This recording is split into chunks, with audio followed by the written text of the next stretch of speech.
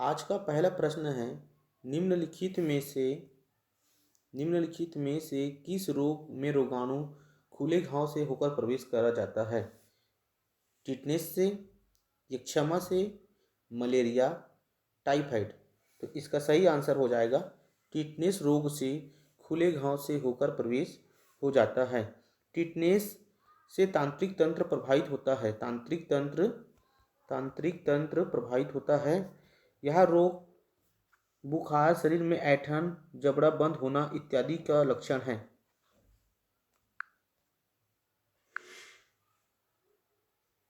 Next प्रश्न है, निकटतम तारे से पृथ्वी पर प्रकाश कितने समय में पहुंचता है? ऑप्शन नंबर ए 4.3 सेकेंड में, ऑप्शन नंबर बी 4.3 मिनट में, ऑप्शन नंबर सी 40 मिनट में, ऑप्शन नंबर डी 500 सेकेंड में। इसका सही आंसर हो जाएगा 500 सेकेंड में पृथ्वी तक पहुंचती है प्रकाश की रोशनी। पृथ्वी हमारे जिस आकाशगंगा में है उसका नाम दूध मेखला है, दुगत मेखला है, जिसे मिल्की वे भी कहा जाता है। मिल्की वे भी कहा जाता है। प्रश्न क्रमांक 3 है, रासायनिक यौगिक का सबसे छोटा संभावित यूनिट कौन सा है?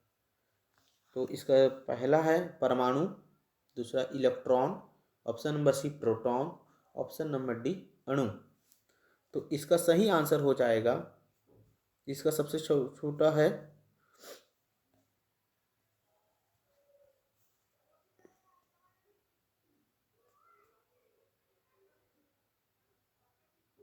तो इसका सही आंसर हो जाएगा ऑप्शन नंबर डी अणु। यौगिक वह शुद्ध पदार्थ जो रासायनिक रूप से दो या दो से अधिक तत्वों के निश्चित अनुपात से रासायनिक संयोग से बनते हैं, उसे यौगिक कहते हैं।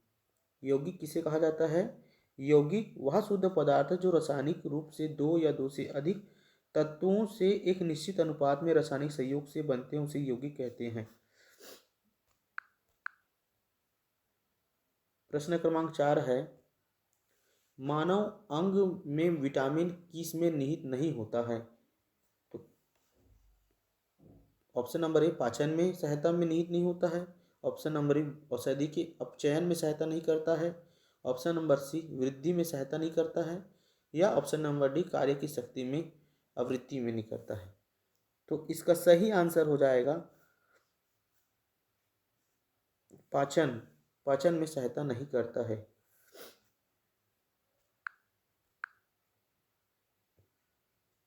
नहीं सॉरी, इसका सही आंसर हो जाएगा कार्य शक्ति की आवृत्ति में निहित नहीं होता है विटामिन। प्रश्न क्रमांक 5 है, अम्लता कम करने के लिए उपयोग की जाने वाली एलुजेल गोली में क्या होती है? तो option number A sodium carbonate होती है, option number B sodium hydroxide होती है, ऑप्शन नंबर सी अमोनिया होती है, या option number D aluminium hydroxide होती है। तो इसका सही आंसर हो जाएगा एल्यूमिनियम हाइड्रोक्साइड होती है। प्रश्न क्रमांक 6 है, अत्यधिक आघातवर्धी धातु कौन सी है? ऑप्शन नंबर ए प्लेटिनियम है, ऑप्शन नंबर बी चांदी, ऑप्शन नंबर सी लोहा, या ऑप्शन नंबर डी सोना। तो सबसे अधिक आघातवर्धीय धातु इसमें है सोना को कहा जाता है। प्रश्न क्रमांक 7 है, एक मलेरिया रोधी औषधि की तरह उपयोग में यौगिक है। तो ऑप्शन नंबर ए एस्पिरिन, दूसरा chloroquine, option number C pepsin, option number D hydroquinone. तो इसका सही आंसर हो जाएगा ऑप्शन नंबर बी क्लोरोक्वीन।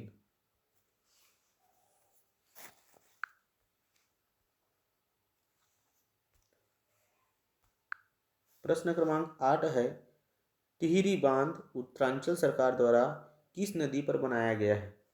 इसका option number A Bhagirathi, option number B Ganga, option number C Saryu, option number D उपयुक्त में से कोई नहीं। इसका सही आंसर हो जाएगा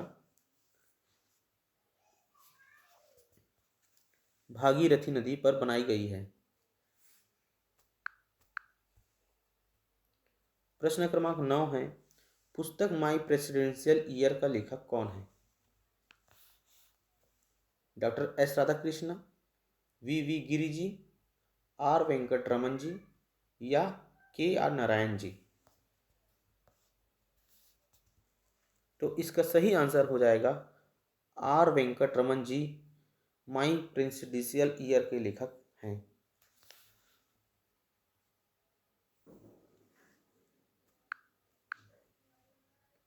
प्रश्न क्रमांक 10 है, पशुओं में खुरपक्का व मुंहपका की बीमारी का क्या कारण है?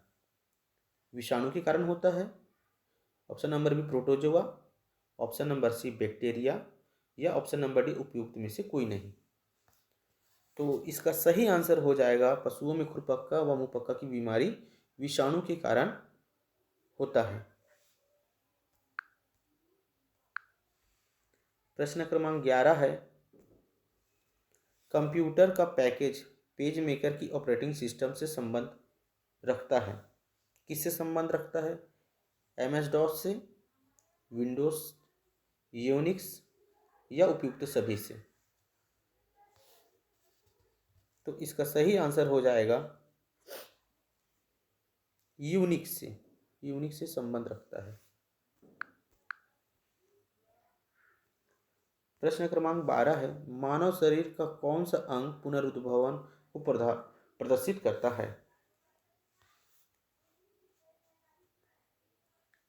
पलिया को, विक्र को या यकृत को या मस्तिष्क को?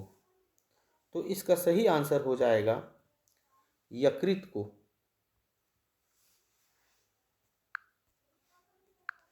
प्रश्न क्रमांक 13 है, राइनाटिक्स नामक रोग से कौन सा अंग प्रभावित होता है? कान होता है, आंख, मस्तिष्क या नाक? तो इसका सही आंसर हो जाएगा ऑप्शन नंबर डी, नाक राइनाटिक्स नामक रोग से प्रभावित होता है। प्रश्न क्रमांक 14 है, निम्नलिखित में से किन्हें जुड़वा खनिज कहा जाता है? ऑप्शन नंबर ए तांबा या टीन को कहा जाता है, ऑप्शन नंबर बी लोहा कोयला को कहा जाता है, ऑप्शन नंबर सी सीसा जस्ता को कहा जाता है या ऑप्शन नंबर डी सोना या चांदी को कहा जाता है। इसे आप कमेंट बॉक्स में इसका आंसर जरूर दें, इनका कमेंट बॉक्स में इनका आंसर दें। प्रश्न क्रमांक 15 है, पेरिस जो फ्रांस में स्थित किस नदी के किनारे स्थित है? सीन नदी के किनारे स्थित है, टेम्स नदी के किनारे, डेन्यूब नदी के किनारे या गंगा नदी के किनारे? तो इसका सही आंसर हो जाएगा पेरिस जो है सीन नदी के किनारे स्थित है। ऐसे ही वीडियो पाने के लिए आप हमारे चैनल को लाइक करें, सब्सक्राइब करें, चैनल को शेयर करें अपने दोस्तों के बीच में। अगर वीडियो अच्छा लगे तो कमेंट में अपना राय जरूर बताएं। धन्यवाद।